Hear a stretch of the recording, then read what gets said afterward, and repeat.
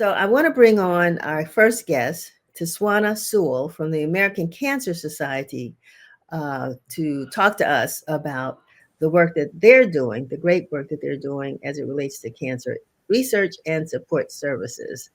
Tswana, welcome to Let's Talk. Thank you. Good afternoon. Thank you for having me and the American Cancer Society.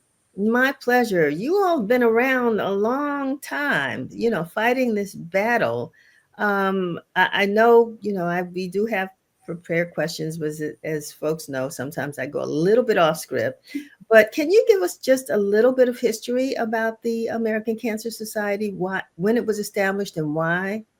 Sure. The American Cancer Society is over 100 years old, and our vision is to end cancer as we know it for everyone.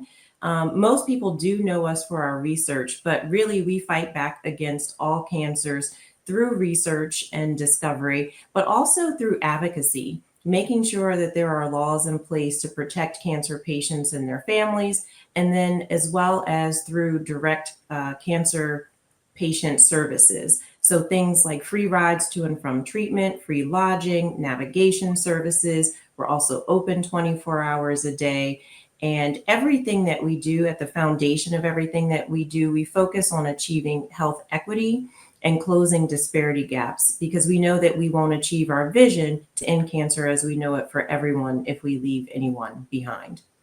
So I mean, 100 years, that's nothing to sneeze at. I'm sure you all have had some major achievements and breakthroughs. Talk a little bit about some of the things that you all have been responsible for or promoted as it relates to cancer treatment.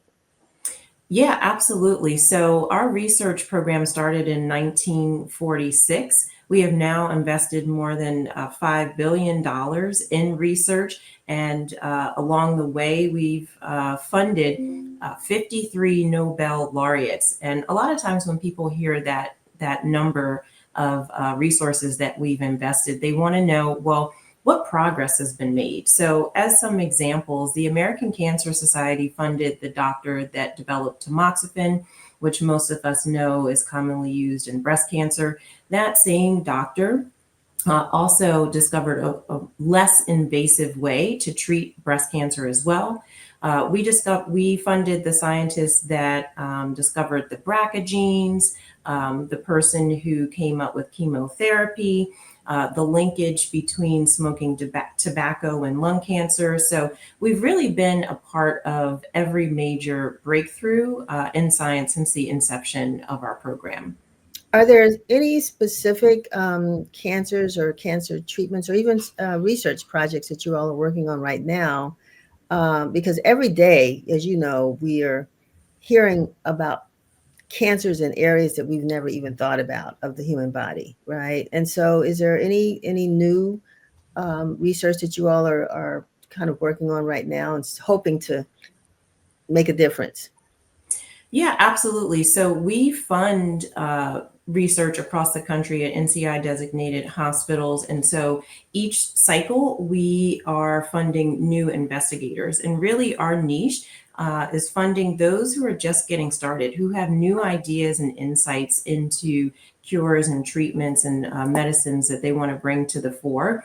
So yes, we are consistently investing in the most cutting edge research that there is. With our own research, we have a new population study, which we can talk about now or a little bit later. But as you mentioned, disparities do exist for the African American community for almost every type of cancer. And so we have recently launched a new population study called Voices of Black Women.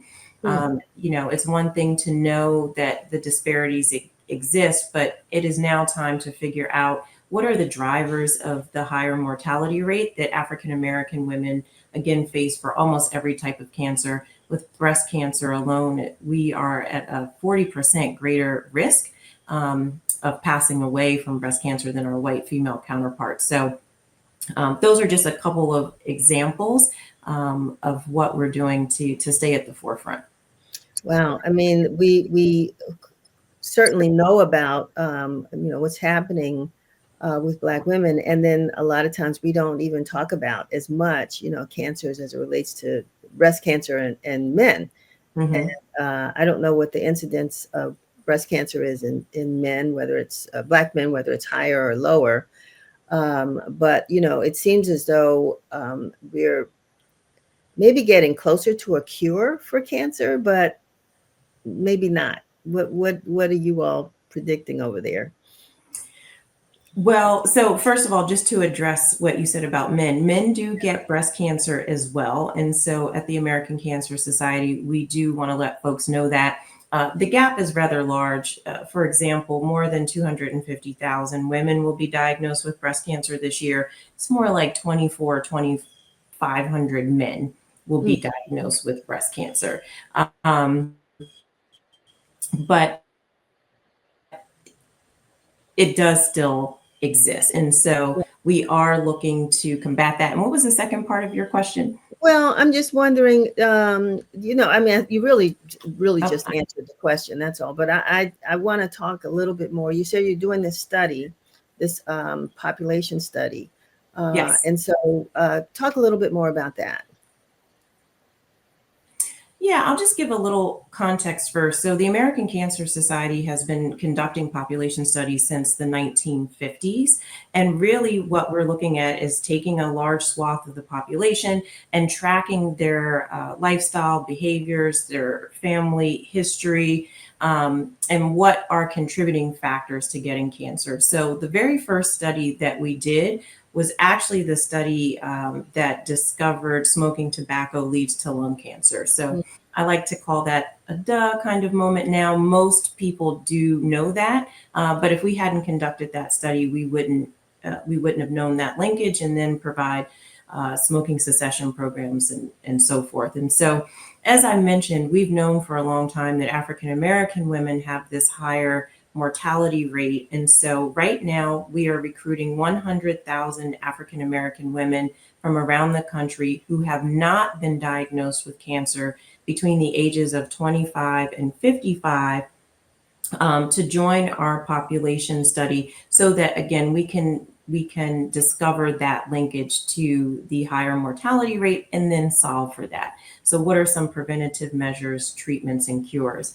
And really, the survey is all online. So the first segment does take between 60 and 90 minutes.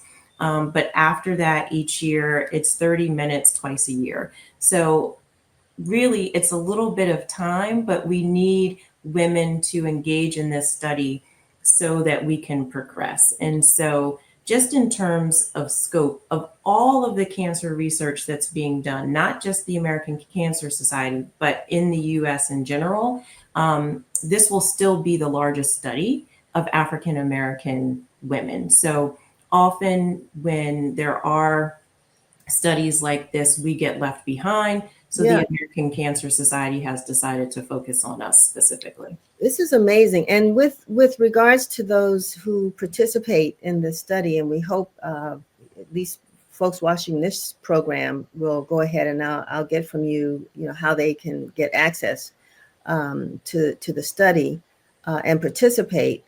But what about family? We're going to talk a little bit more about family history. So you want to hear from women who have not themselves been diagnosed with cancer and Correct. breast cancer specifically This is for all for cancers all because cancers. we So, are at higher risk for almost every cancer there is.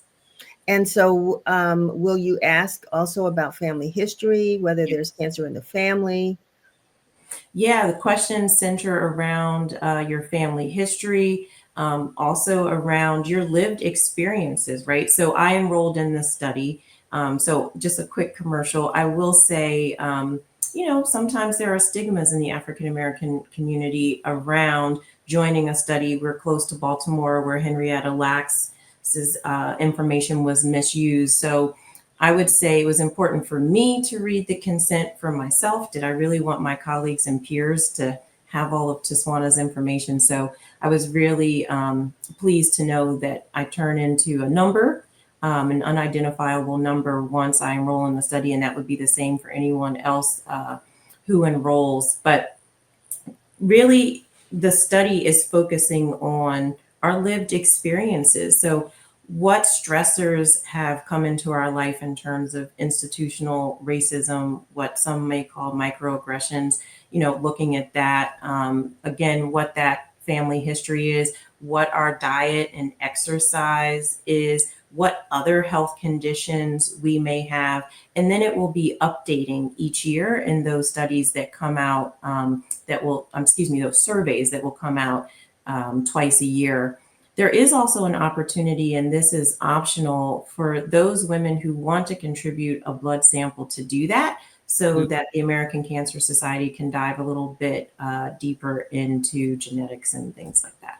Yeah, I mean, it's a little bit different than a clinical trial, it sounds. It's a Correct. study, so it's more of questionnaires, answering questions Questionnaires. online. Mm-hmm. Correct. There won't be any health. So a clinical trial, as you know, once you have cancer, these are trials that may be on the cutting edge of a cure or preventative um, measures, but they still have a standard of care. This is not about providing care. These women, again, who are enrolling in the study have not been diagnosed with cancer. So it's really to track their trajectory. And if there is a diagnosis, to then discern what that linkage is. Wow. I mean, your timing couldn't be more perfect. And regardless of whether it's a study or a clinical trial, I just say that African Americans still need to participate because they're not, who's going to know more about our bodies but us, Than us. you know? Right. And if we don't have the research that's being done on our bodies so that we can come up with cures that are best for us, we suffer the circumstances, the results of that. So I think this is great. I'm out of the group. I'm too young to participate in the study.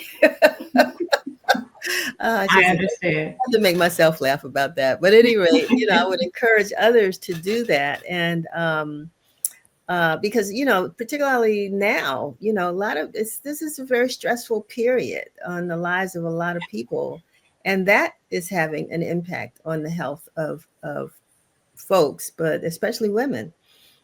Yeah, absolutely. So, thank you for just giving the study a few minutes. If people do have questions, they can certainly reach out to the American Cancer Society. They can go to the website voices.cancer.org. I'll provide you with that website. And I just really encourage people to read about the study for themselves and at least read the consent. That's what I did. Again, I work here. I trust my colleagues. I've been with the American Cancer Society for 14 years, but I was being asked to give up my personal information. So I wanted to delve a little bit deeper into what was happening. So I would encourage everyone to do that as well. So you all also have a walk that's coming up, the Making Yes. Strides Against Breast Cancer Walk. Tell us a little bit about that, when it's going to happen, how we can participate. Yes. So I hope everyone will join us to create a sea of pink at the tidal basin. We are going to be making strides against breast cancer on Saturday, October 18th, kicking off our non competitive 5K walk at 9 a.m. We have a fabulous program, which is hosted by one of our area board members, Asia, who is also a radio personality at Radio One. We have a live band. We'll be walking. You walk past the MLK Memorial, the Washington Monument is a backdrop, the Jefferson Steps. It's really picturesque. You can get your movement and steps in for the day because we know that 30 minutes of physical activity per day can reduce your risk of cancer. And since it's on a Saturday morning, I'll say most importantly, it's a lot of fun. It's family friendly. Bring folks out, enjoy some live music. We honor survivors. If you're a survivor, be a part of that. And it's free. So we do ask people to register because we like to track who's coming. And of course, as everything that we do at the American Cancer Society takes funds, we love for people to fundraise. But if you're a first timer, I'd say just come out, walk with us, experience it, and you'll be hooked. You'll want to come back year after year. And I assume that for those that come, one, they'll learn more about the study. Two, more about, sort of some of the things that folks can do to prevent, getting cancer, like sunscreens and what have you. Mm-hmm. But also, I guess you're promoting screenings, things that people need to do, your annual breast cancer Yes. screenings and what have you. Are those that kind of information going to be made available as well? Yes, absolutely. All of that. We know that mammograms are one of the best ways to detect breast cancer. So we'll be talking about those screening guidelines. But really, at the American Cancer Society, we encourage everyone to be their own health advocate. There are guidelines by age. So start talking to your doctor at 40 in terms of breast cancer, but really start having those mammograms at 45. But we know that women are being diagnosed at a much younger age, especially African American women. And when it comes to triple negative breast cancer, so again, really knowing your body and aggressively advocating for yourselves. We've also found, and this is just of what's reported, that 32% of African Americans have reported discrimination when going into a doctor's office, right? Whether it's condescension or dismissiveness, just not listening to the symptoms that they're presenting. So again, really following up if you need to get a second opinion. So anyway, all of that type of stuff, information will be available at the walk, and really, asking everyone to come and dress in pink. It's so that, one, we celebrate, right? But so that people will ask questions and kind of figure out what resources they can utilize to perhaps save their own life or someone else's. I know this is like a crazy question. I probably need to go. Sherry's giving me the signal here, but Okay. um, Tswana, how did pink end up being the color for breast cancer? That's a good question. I actually don't know. My assumption is that pink is often associated with women. Okay. But you know what? Don't hold me to that. I'm not quite sure how pink was selected. So we're going to ask our viewers, send us an email at news@washingtoninformer.com. And if you get the answer to that question, we might even feature you on Let's Talk, because, that's another form of research about breast cancer and cancer generally. But I want to thank you, Tswana Sewell, Vice President of the American Cancer Society for the Greater DC Baltimore area, for being with us today. And last, I always say this last, and I'm like the Baptist preacher, I'm like finally, and then I ask one more question. But do you all is there a theme that you all are, every year there's a campaign and people come up with themes. Is there a theme you all have for this year? That's another good question. We do have a theme, and this is not the theme, but I'm going to go ahead and say get screened, because that is our theme every year, All for right. people to get screened for all cancers. Well, that's not only a theme, but that is an action Yeah. demand or request. Get screened. I think that's a great one. I want to thank you for being with us today, and hopefully I'll see you on the 18th. Yes, please come out and walk with us. Thank you so much for having me. All right. Have a good one. You too. Bye bye. Where do you